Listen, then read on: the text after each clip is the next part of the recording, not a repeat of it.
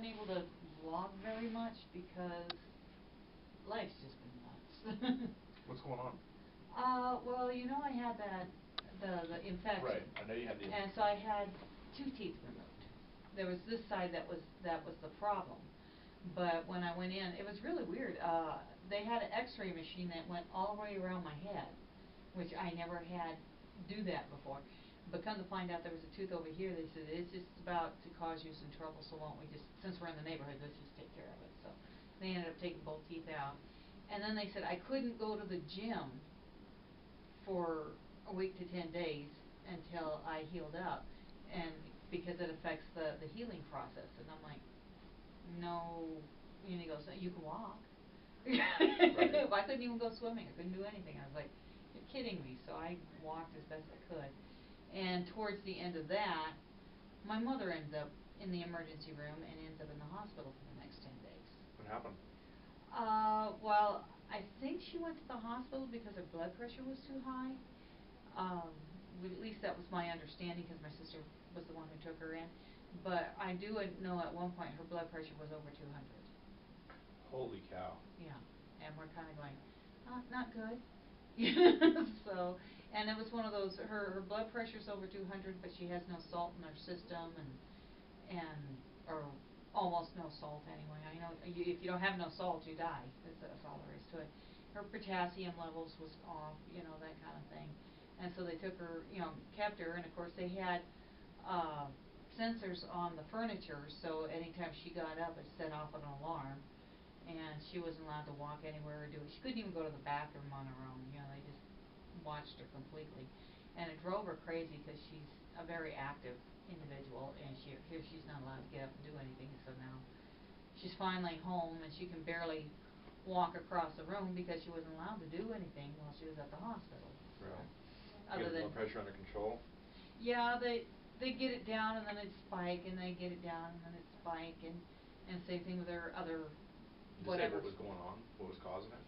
I know they changed meds all over the place until they found something that worked, and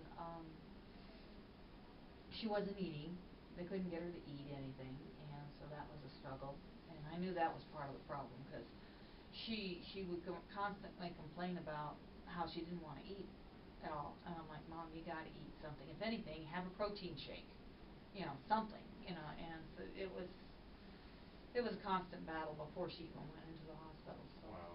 So I know that was one of the biggies. But and of course, she's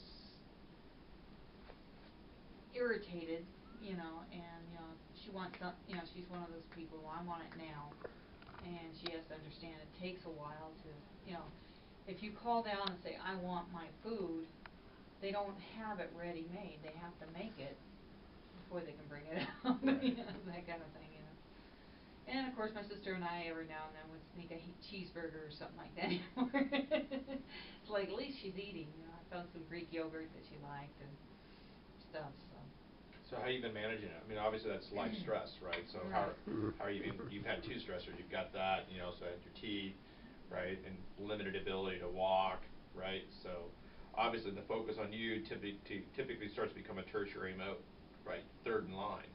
Yeah, right? pretty much. Yeah, and it wouldn't be so bad, but I signed up for that diet bet, and that was one of my other frustration. I get down, my goal for the diet bet was 237, and I would get down to 236, and I'm like, okay, let's be careful. I'll drink water and careful what I eat. And I drank so much water I gained 4 pounds. That kind of thing. And then take a couple of days to get it off, and of course life's been crazy, with me having to go out to Littleton for my mom and everything, that getting around to logging, I'm lucky to get home by 10 o'clock Right. to log, so it's just. So how's your eating been then, since you're not able to do those, and you're kind of and to be honest, you're kind of reactive eating. I mean, because you got so many things going on, Mm-hmm. right? How are you managing? How'd you manage that? When I could, I would pack. It's like, okay, I know this is going to happen today, so I would pack what I need for the day. Right. And then there's a couple of days where it's like, hello, could you right now? Okay, so, and I ended up doing like brain fart, Subway. go to Subway and buy a salad. Okay, so you get the chopped salad. Yeah. Okay. Yeah, so I would say, I'll have a salad with a scoop of tuna on it or something like that, you know, that kind of thing. And I did that for my mom too. She was like, I don't want I says, I can get you chopped salad, you know. She's like, really? So she told me what she wanted, you know, like meats and stuff like that. And so I got her something with roast beef and some turkey and everything else that she liked, and have them chop it up real good. And I said, make sure you really chop it, and no cheese. She doesn't want cheese on it. It's like, okay, so we got that. She liked it a lot, you know, so I was real happy with it. So, but you know, where I could, I tried real hard to be careful what I ate and how I ate, you know, that type of thing. Or if I could, I get a choice of where we're going to go pick up some food. Well, the one thing probably after having that surgery, you were living on what you could eat. Yeah, liquid diet, and that was the other thing. You know, I was on liquid diet for several days. Right. And so, of course, I lost a lot of weight because of it. And as soon as I started eating again, I gained a whole bunch of weight. And I was like, come on, you know. And it was like, right. So, and it wasn't that I was eating anything bad. I was eating what I was allowed to have.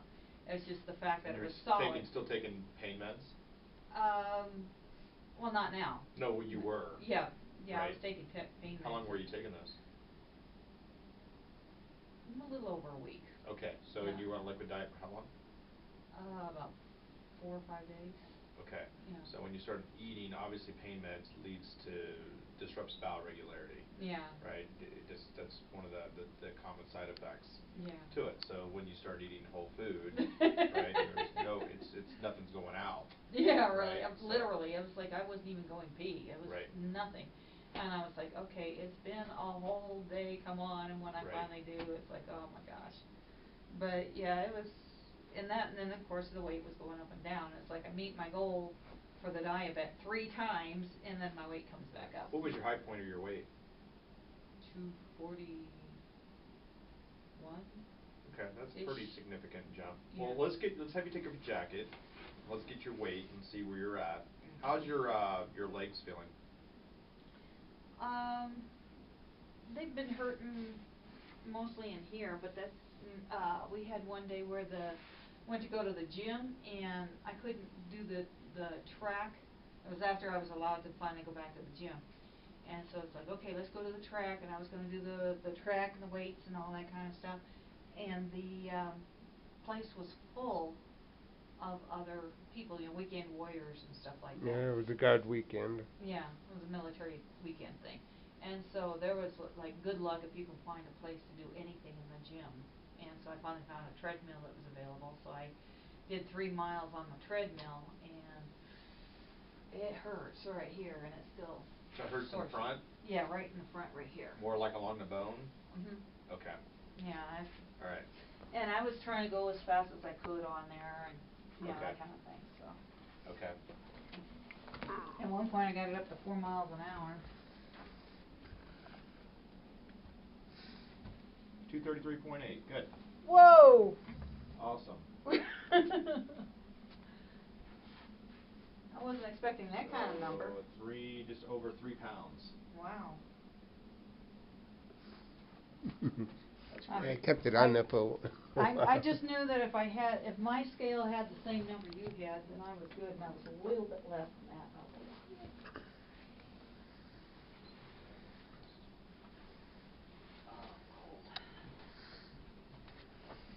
So you're off the pain medications? Yes. For how long have you been off? 3 days for sure. I didn't even take any after I had that nasty spill on the ice. That was fun.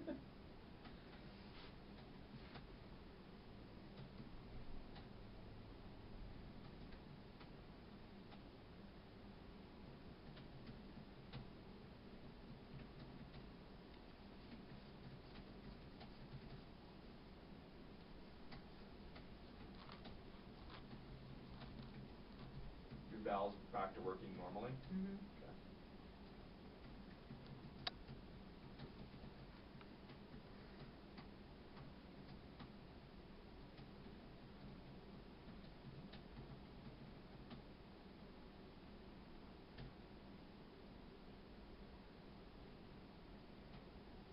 Alright, so you exercise, how many days did you get to exercise last week?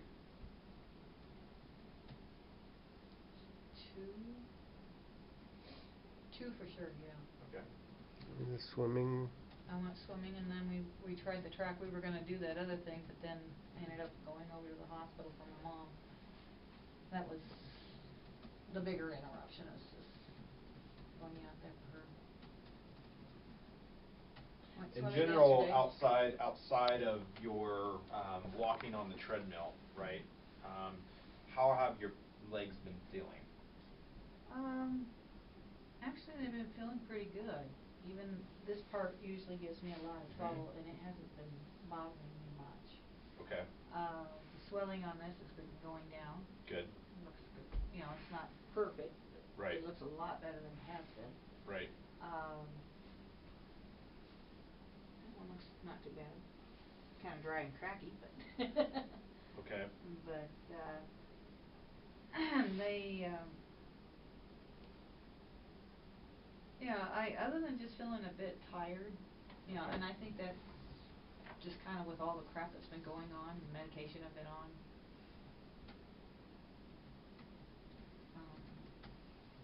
Oh, I remember what Mom was saying. We were both on the same kind of antibiotic from, she was on an antibiotic from some sort of infection, and she got really sick from that.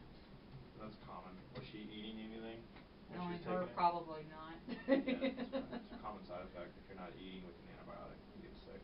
Yeah, Typically they recommend like milk or something that substantive wise. yeah, she's real picky about everything she eats because she doesn't sleep when she wants to. And to be honest, I think she fights the subject of sleep so much that she can't go to sleep. Does that make sense? Mhm. You know, just frustrates herself so much that she can't accomplish the goal. I figured I'd go to sleep when I'm tired. It may be 1 or 2 o'clock in the morning, but I eventually get there. Let's take a look.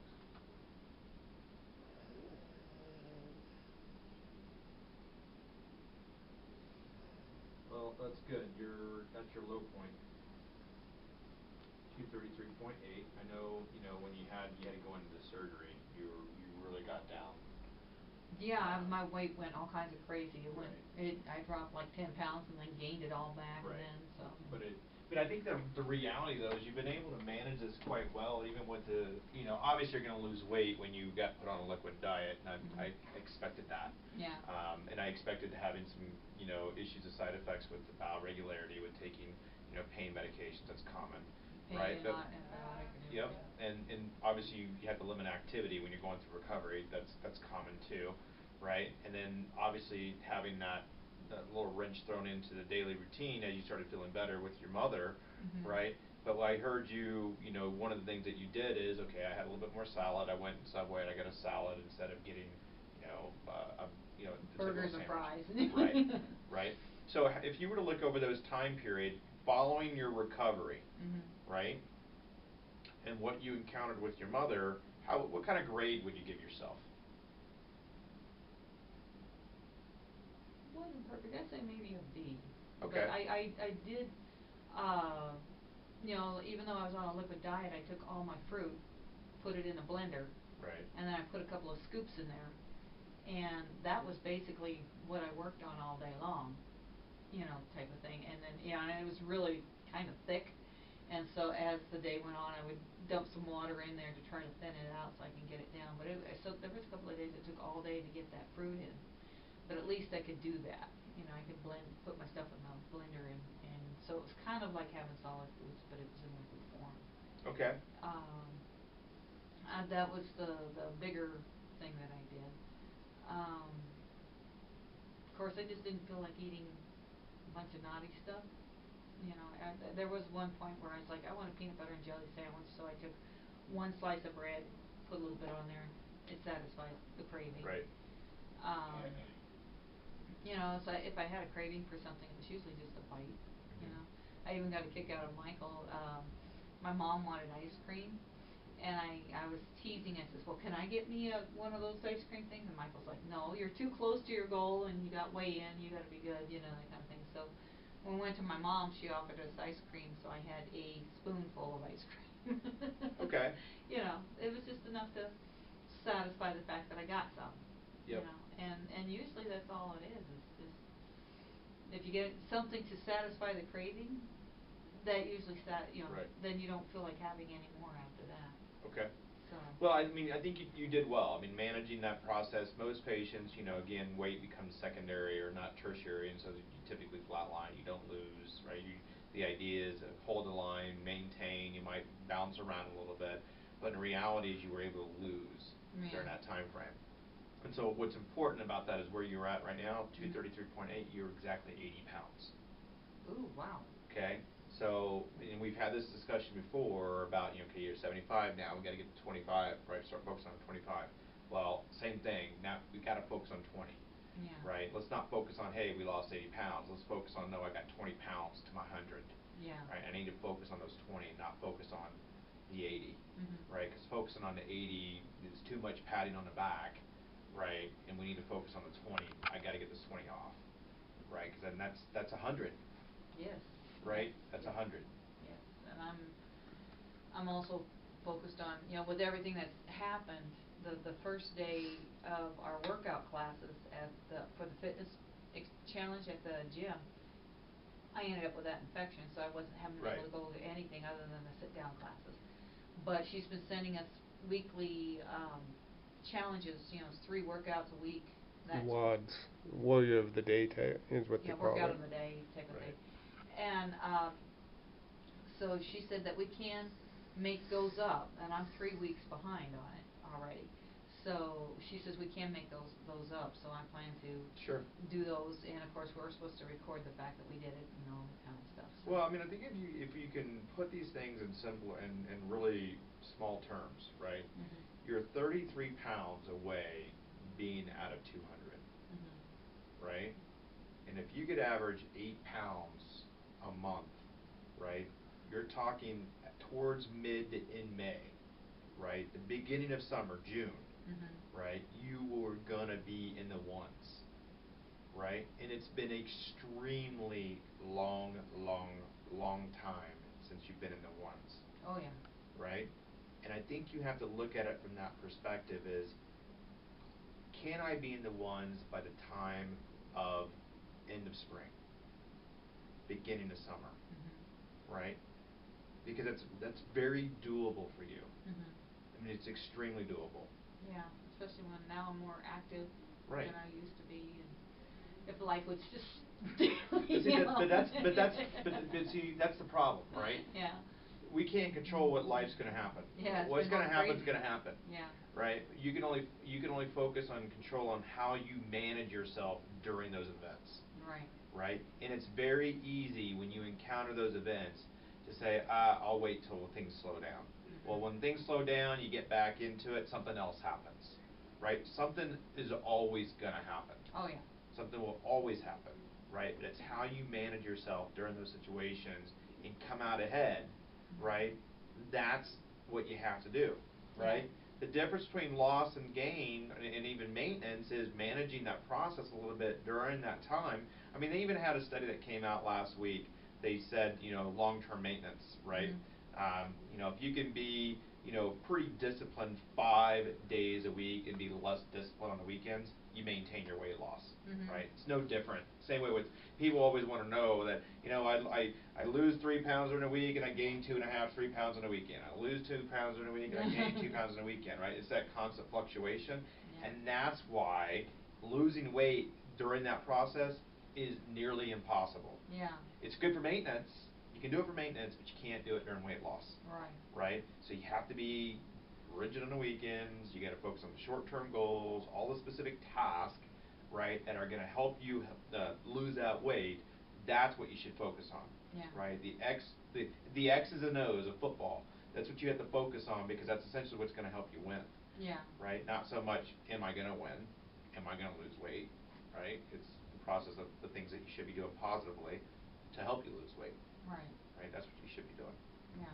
It's just like, well, we had a class Monday? That was the one. Tuesday. We had a class sometime this week. Or was it Monday? And it was a, sit-down class, and we were talking about the history of, weightlifting, how it got started and Right. why it's so, big thing now and that kind of thing. And, got on the subject of, eating habits.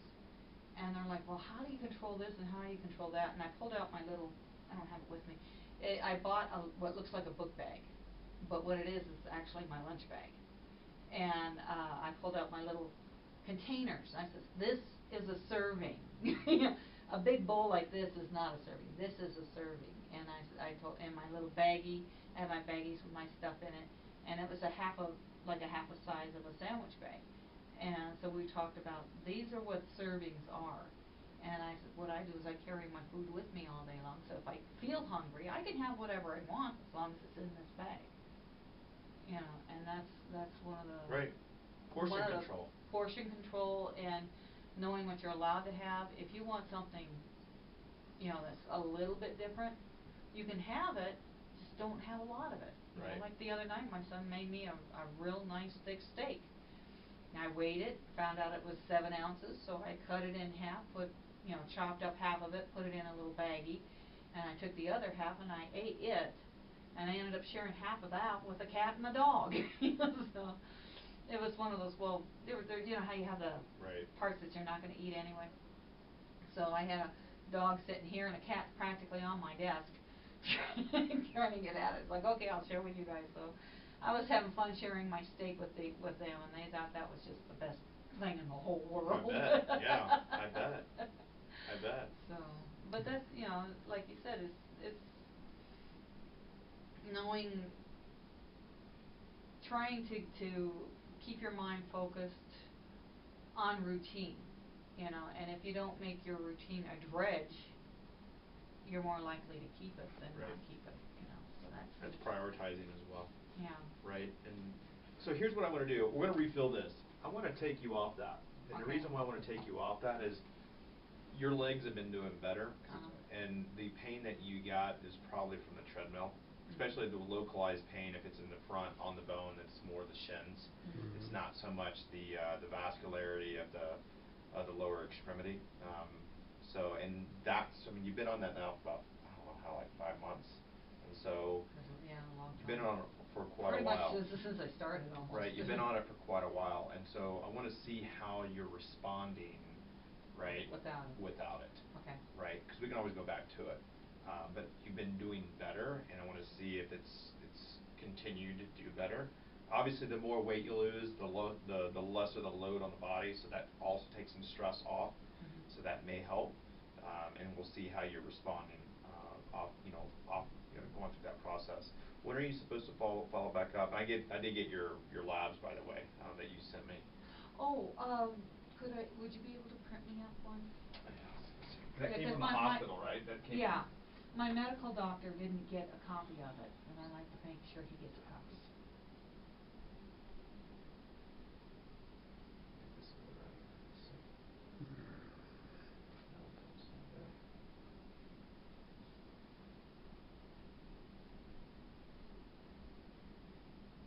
There it is.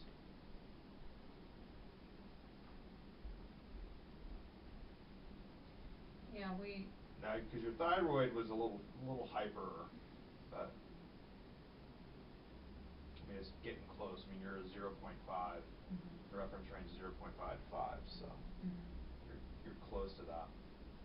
And she says she'll keep me on the level on my Synthroid. But yeah, yesterday we had one of those insanely crazy days where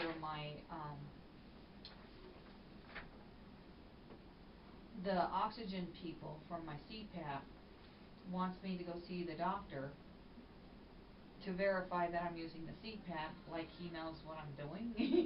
Well, and I think, wouldn't it be so bad, but the CPAP machine itself has sensors on it to tell them whether or not I'm using the thing. Do you bring that in? Well, they had one piece mailed to them and another piece that was picked up by a delivery person. Right. So they can look at the information and see that I had been using it. And one piece was a Wi-Fi thing, so they can just tap into it you know, you had a little antenna thing on it, so they can Right. just tap into it and say, okay, she's using it. But they wanted me to go in, talk to my doctor and tell him that I'm using the machine. So I went in, I talked to the doctor, told him I'm using the machine. He wrote up a little thing saying I'm using it. It was sent to the company. That wasn't good enough. I had to have a full report of a physical visit. Oh. And so we had to go and do that yesterday.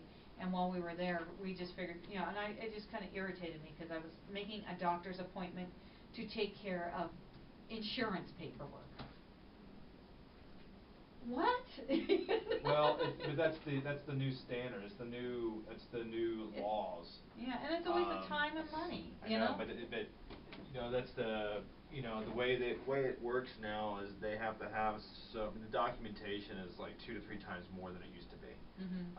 And it's just requirements if they want to get reimbursed. That's Yeah. the reason why.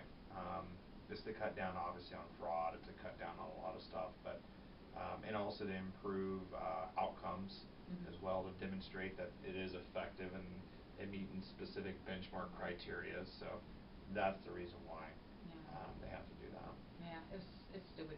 Which, by the way, I don't know if you know, but I just found out that Medicare will pay for a weight loss program going to see a counselor. They'll pay for the sessions, or part of the sessions. Okay. I just found this out, so you might check on your end the details. Yeah, because the big reason why we've never done that is because Medicare and insurance companies just never pay for it. Yeah. Now the question being is how much will they pay? Yeah. Right. Yeah. So here's a Anything point. would help. Right. So here's what you just brought up. Right. All the extra documentation. Right. For that one visit with the CPAP, the administrative cost. Right. Go tremendously out of the roof. Right.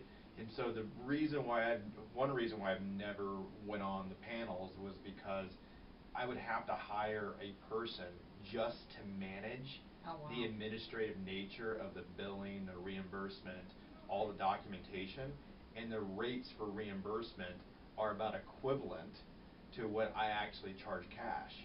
Right? So then it's like, okay, what's the point of doing it? Because and that's why a lot of physicians over the last decade have gone towards cash pay.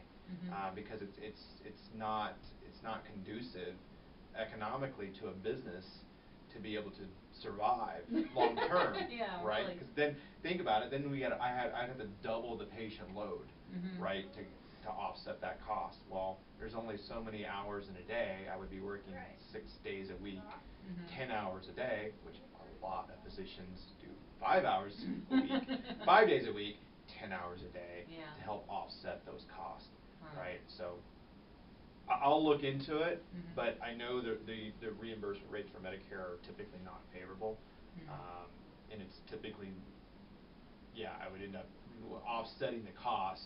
It's still cheaper to charge cash to patients. Yeah. So I have to look at that and see. Now, one of the things that some patients have done is they've itemized, save their receipts, and then they would submit to their own insurance panel, and maybe the insurance panel would then reimburse the patient for that coverage. Yeah. So that's something to keep in mind too. Yeah, I just found out that they'll do it. I just haven't found out how to go about it yet. Because I know, I think it was like 2 years ago, it wasn't Medicare, it was somebody else that would cover the counseling visits in the primary care physician office, but the insurance rate for coverage of the counseling session was you'd have to have essentially like a medical assistant doing it because it was less than their standard office visit. So say their standard office visit is whatever it's based on complexity. Say normally the office visit is like I don't know $80, right? And it's like you're there for 15 minutes, right? The insurance reimbursable rate for the counseling session was like around 30. And so the physicians, I don't have, think about it. He's like, I don't have time to do that. I'm taking away the complex visits that I would typically see and getting paid less. Yeah. Right. And so then they would hire, right, typically a PA or something along those lines. But even then, the PA, they couldn't afford for the PA to do it. Yeah. So it's not necessarily that they're I mean, I think it's an economic issue, right? That they're obviously in, the physician's best interest is to help the patient, right? But oftentimes the physicians have to also look at the cost-benefit analysis of what they are capable of providing at the same time, and that's why some would actually refer out to other providers to do that work, right? So that way, one, they know that their patient's going to get the care, but two, then they're, they can focus on what they focus on, right? And so, I mean, there are benefits, and I mean, and I read that Medicare was going to start doing that, but I just don't know what the rates are for it. So I'll visit with my accountant and find out if it's feasible to do that. Because if it's great, if it's feasible and it's fairly close, and I don't have to take on additional cost, then it's worth the trouble. Then it's worth it. Yeah, absolutely. Yeah, it may be. It'd be nice if it's just a case of, okay, fill out this form, we're all good, let's go. Right. Type of thing. But I think they said they pay something like 24 visits or something like that. Yep. And I was like, that works. But my thought was, even if they reimburse me, right, directly, then that at least it offsets the cost of having to come in, and right, that would be great. Absolutely. But this insurance stuff is just, it's a mess. It's a mess. It's like, I can't believe I actually went into the doctor's office a second time because they want a certain piece of paper. Right. For the fact that I went to the, I was like, that's part of that's part of that new law. I mean, that's the reality of the administrative costs of the new law is crazy. It's crazy. And even talking to the physician here, the sleep physician here, I mean, their documentation load is like tripled. So. Well, and I talked to a nurse. She says, the other problem is people are so happy. It's just like my mother. My mother wasn't allowed to get out of her furniture because the hospital was worried about being sued. Right. She couldn't even get up to go to the bathroom, which is in the same freaking room. Right. Well, but you think of physician practices, that the risk for them is that they don't have the documentation, right? And they come in and get audited by the insurance companies, right? And what they'll basically do and say, okay, here is a itemized statement of the amount that you have to pay us back, and it's not like $900. It's not like $2,500. It could be upwards of $35,000, $45,000, right, for not having documentation in order. Even though they've been reimbursing for what you should be doing, but if you don't have your P's and Q's crossed, your I's dotted and your T's crossed, then they can come back and say, we want this money back because you weren't doing X, Y, and Z. And it hurts the patients in the end. Right, because the physician's like, well, I just won't provide care for those panels. I mean, it's just. Or let the patient get up and walk around. It's just like my mother would have healed faster if she was allowed to get up and walk around. Right. But she wasn't. They had to put sensors on her furniture so that she wouldn't get up. And I was like, she can't, if she could at least go up and down the hallway. Right. But no, she couldn't do that, because of the insurance issues. Yep. And I think that's just, there's some hospitals that go on cash pay, lowered the rates and gone cash pay, don't even take insurance. And so where I try to set my prices is comparable to where I would get reimbursed from insurance companies, but I'm not having the administrative cost, right? So it's still a benefit to the patient, because even like, say for example, we've done that with some of the lab testing we've done, like with food sensitivity testing and so forth. I mean, the cash fee, it's what's crazy, because the insurance will say, all right, this is what you can charge for this test, right? And we'll say the diagnostic test is like $625, right? The cash fee we might charge, right, is maybe $450, right? The problem is if you go through your insurance company and they, right, because you can submit it, the insurance company may only pay $20 or $50, right? Well then the remaining amount is on the hook to the patient, so the patient is then therefore paying more, right, than they would if they just paid cash price. Right. Does that make sense? Yeah. Because the insurance will allow you to charge this rate, but they may only reimburse that much. Right, and then the patient's on the hook. Yeah. Because then you can't discount it. You can't discount it to the cash fee, because in the insurance say, well, that's insurance fraud. You can't do that. This is the set fee schedule. You have to charge that. And so that's why there's a large number of physicians have gone to that concierge style practice where they don't even do insurance insurance anymore. It's strictly, here's the cash fees. It's comparable to what we might get reimbursed anyways, but it's at a lower price that benefits the patient, right? And so essentially what you do is you cut out the insurance. Unfortunately, the patient still is paying the premiums and everything else, right? So then they're not getting it used. That's the problem. It's not really the healthcare. You know, part of it's the healthcare issue, but the other aspect too is where the insurance is. The middleman has really muddled it up. Oh, yeah. So that's the reason why I've never done that from the start. So, but I'll research it and talk to my accountant and see if it's worthwhile. But because I did hear that, I just don't know what the rates would be and the logistics and the administrative aspects that go along with it. So. Yeah, it's just, well, even the dental place, he just got dental insurance. We're paying close to $100 a month. Oh, and they don't pay crap. And you know, when we went there, they said it's like $200 to start out and then $17 a month, and you get the same thing as if you went through the insurance company. And we're paying like $100 a month.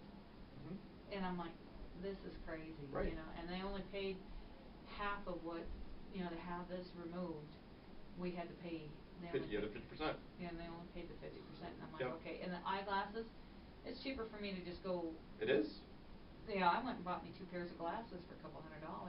And that's if I had insurance, I'd still be paying the $200. And that's my point, right? And that's why I'm not. It doesn't make any sense. Why have sense. insurance? Right. You know, I think and the poor, you know, like I said, the patients are the ones who hurt in the end because you know you're worried about being sued, so they put sensors on you so you can't do this, you can't do that, you can't do the other. Right. You know, and it's like people have created their own mess. Right. And it causes problems for other people who, you know, I would much rather be happy to walk. You know, I'd get up and walk all over the hospital if I could get away with it. Right. But you know, like I said, my mom, being restricted to moving, she gets home, she can barely walk across the room in our living room.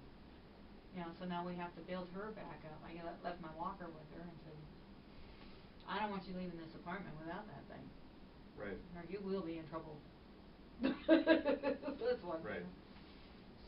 So that's just the reality of the healthcare system at this point in time, and you know I'm in the same boat. I have coverage, but I mean I still pay cash out of pocket just because it's sometimes cheaper. Than it is bill it with my insurance company, and I'm on the hook for a larger amount because that's what the billable rate was. So and I know like hospitals too, if they're like a procedure, you can typically negotiate a price. If I pay this all at one time, what kind of deal would you give me? Right? And they do that, right? How much if I pay it all now? What would it be, right? But they have that tiered system, and even though they don't advertise it, they do have it, and you just have to ask. Say, for example, that I want to, if I pay for this straight out cash out of pocket, what would I be? And sometimes it could be 25-30% below what they bill the insurance company. So. Yeah, I know we had a couple that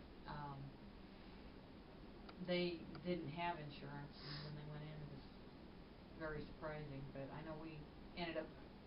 There was an accident. He got hurt at our house, and I told him we'll take care of the bill. Right. And we took him in, and I was real surprised how little it was when it was like, okay, well, how much is it? We'll just pay it. Right. And it was a whole lot less than if I had gone in there, and it'd be $1,000 just to walk in the hospital because I have insurance. Right. And it was like $260 to pay for his thing, and he got medication, and he got a sling for the arm, and then we had to go and buy new glasses because the glasses got broken in the process. Right. So it was cheaper. So I'll get you some Inslicks today. Is there anything else you need? The food bars.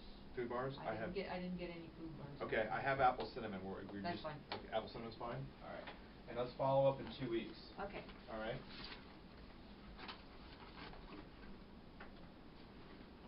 So that would be the 26th. Let me go get those for you real fast. Okay? Oh, and I owe you money.